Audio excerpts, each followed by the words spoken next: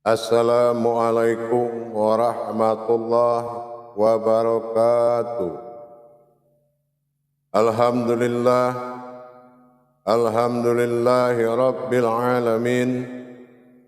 Assalatu wassalamu ala asrafil anbiya'i wal mursalin. Sayyidina wa maulana Muhammadin. Ashhadu an la ilaha illallah wa ashhadu anna Muhammadar Rasulullah.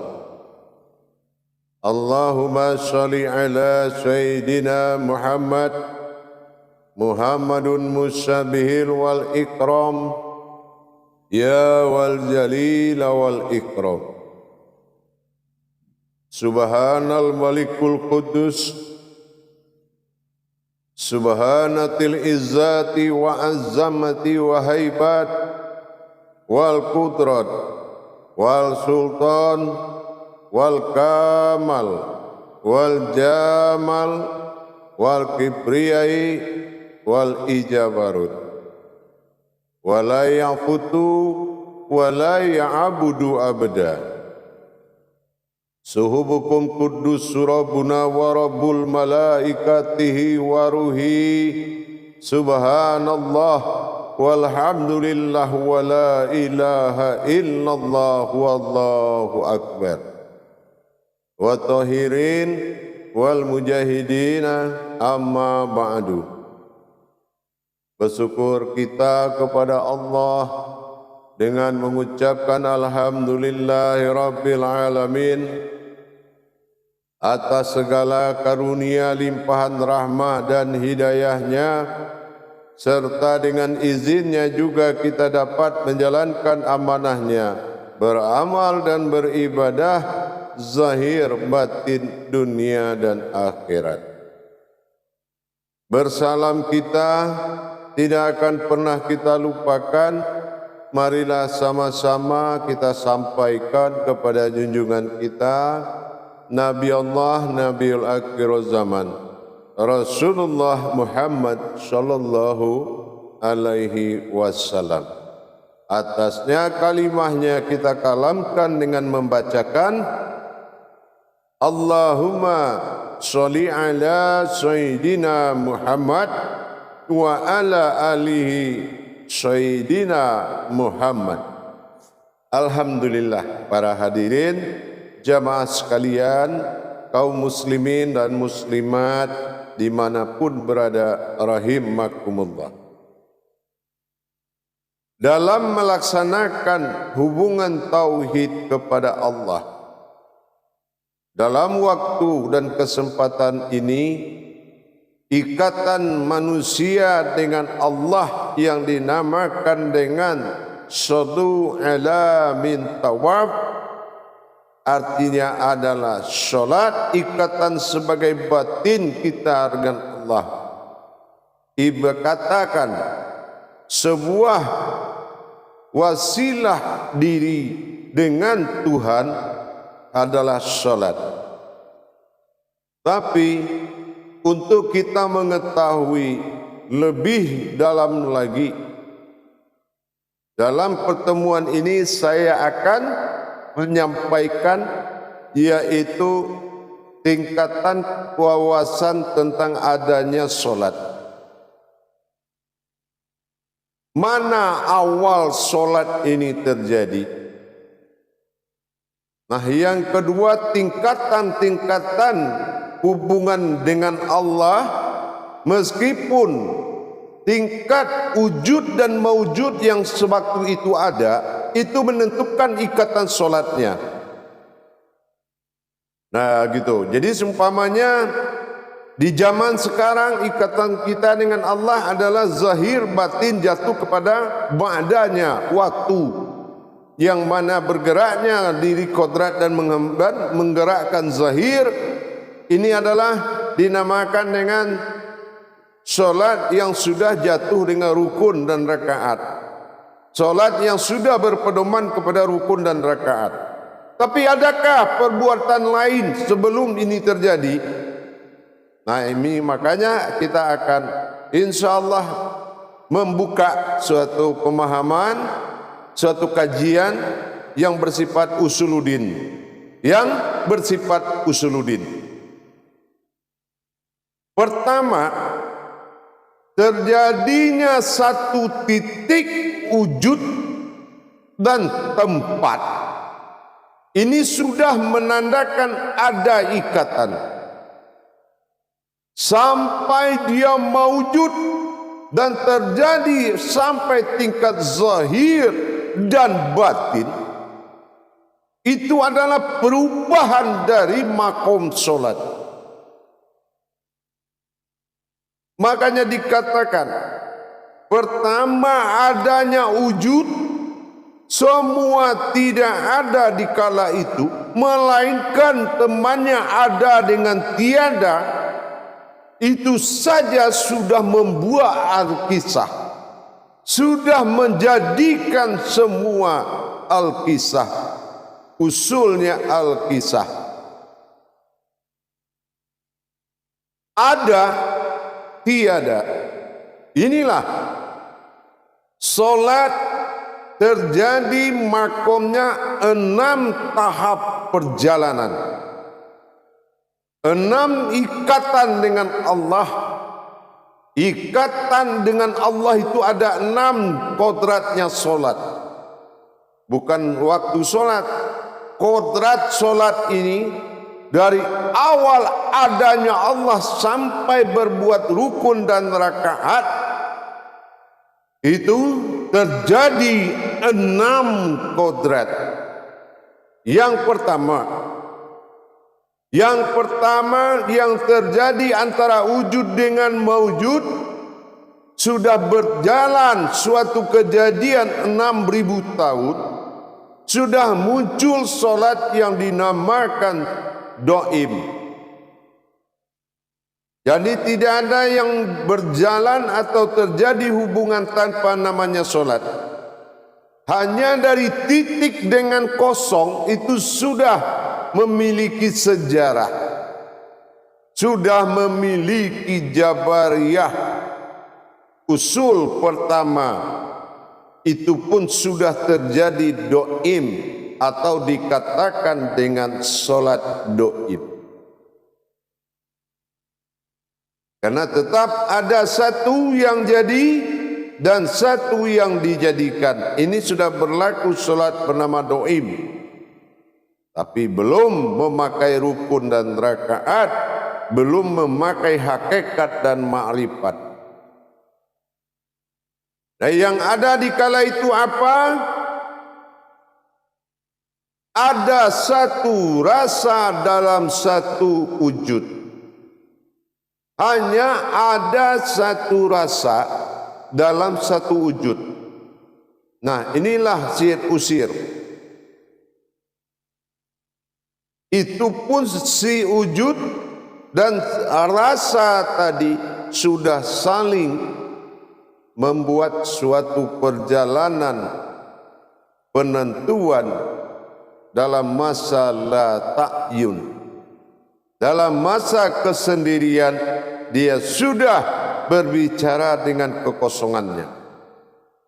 Ini sudah terjadi kodrat yang mana rasa dengan yang merasakan, maka dikatakan aku adalah rasa dan aku yang merasakan. Ini kodrat baru sebatas seperti itu, dan hubungan itu sudah doim, sudah sholatul doim. Kalau ada wujud mengatakan aku adalah rasa, aku adalah yang merasakan, berarti sudah bekerja rasa menjadikan yang merasakan, tapi belum berbentuk maujud. Itu solat yang pertama. Yang kedua, hakikat solat yang kedua adalah disebut dengan solat mutlak. Apa yang dikatakan mutlak? pengakuan keakuannya Allah terhadap dirinya sendiri, yang dikatakan pengakuan mutlak keakuan Allah terhadap dirinya sendiri, yaitu sebuah maujud yang dijadikannya dan menetapkan keakuan dia kepada suatu yang dijadikannya, ini sudah mutlak. Kalau ini tidak mutlak, tidak akan ada kodrat umat dengan Tuhan. Jadi pengakuan keakuannya terhadap sesuatu yang kodrat yang mengakui, ini adalah dikatakan dengan sholatul mutlak, sholat mutlak, atau dikatakan sholatul wajibul wujud, yang wajib adanya keakuannya terhadap sesuatu yang dia jadikan. Ini sudah dikatakan dikala itu terjadi 6.000 tahun proses keakuannya, menetapkan keakuannya kepada sesuatu yang menyaksikan keakuannya, sebuah yang dia jadikan kodrat untuk mengakui keakuannya, atau dalam bahasa qudsinya dikatakan akulah akunya Allah. Yang ketiga adalah salat yang harus diperhatikan yang bernama husto. Nah, ini tingkat husto. Tingkat husto di dalam satu keheningan, ya, di dalam sesuatu keheningan yang tidak ada bunyi waktu itu, juga tidak ada berbentuk apapun waktu itu, atau boleh kita kasih gelar sang hening dengan sang gelap. Tapi hening berupa wujud, gelap juga berupa wujud. Tetapi maujudlah dua-duanya di dalam sesuatu rasanya, sesuatu rasa, maka inilah yang harus dijaga dalam sifat husto. Alam hening dan alam gelap, belum ada bunyi dan belum ada yang bisa dilihat, itu juga sudah menyatakan ketuhanannya selama di proses 6 tahun di masa itu, sehingga jatuhlah ke dalam diri husto ini adalah sebuah solat yang sangat harus dijaga. Kenapa? Asyik dan masyhuknya suatu ibadah dalam keheningan tanpa suara dan kegelapan tanpa bentuk. Ini ikatan batinnya dinamakan dengan salatul husto. Yang keempat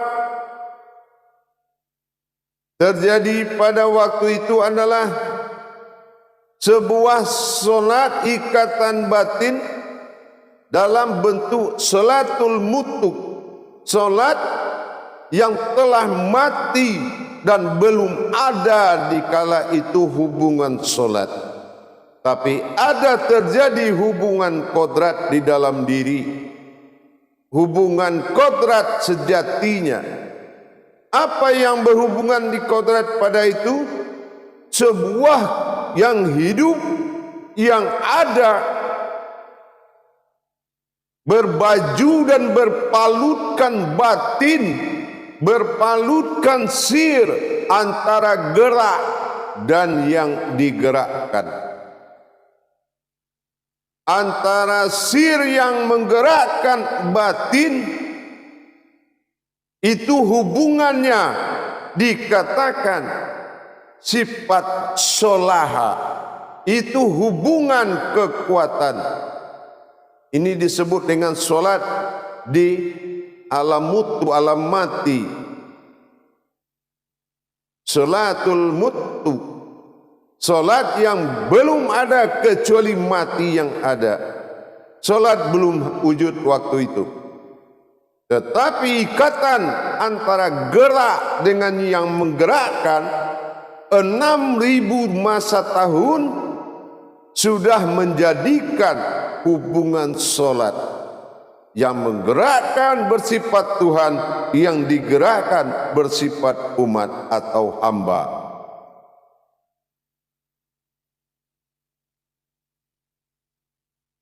Nah, barulah masuk kepada salat yang bersifat yaitu aku dan dia.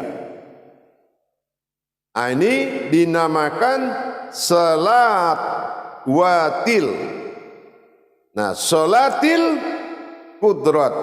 Jadi sudah terhubung antara ketentuan ibadah atau keumatan dan ketuhanan dalam kodrat aku dan dia.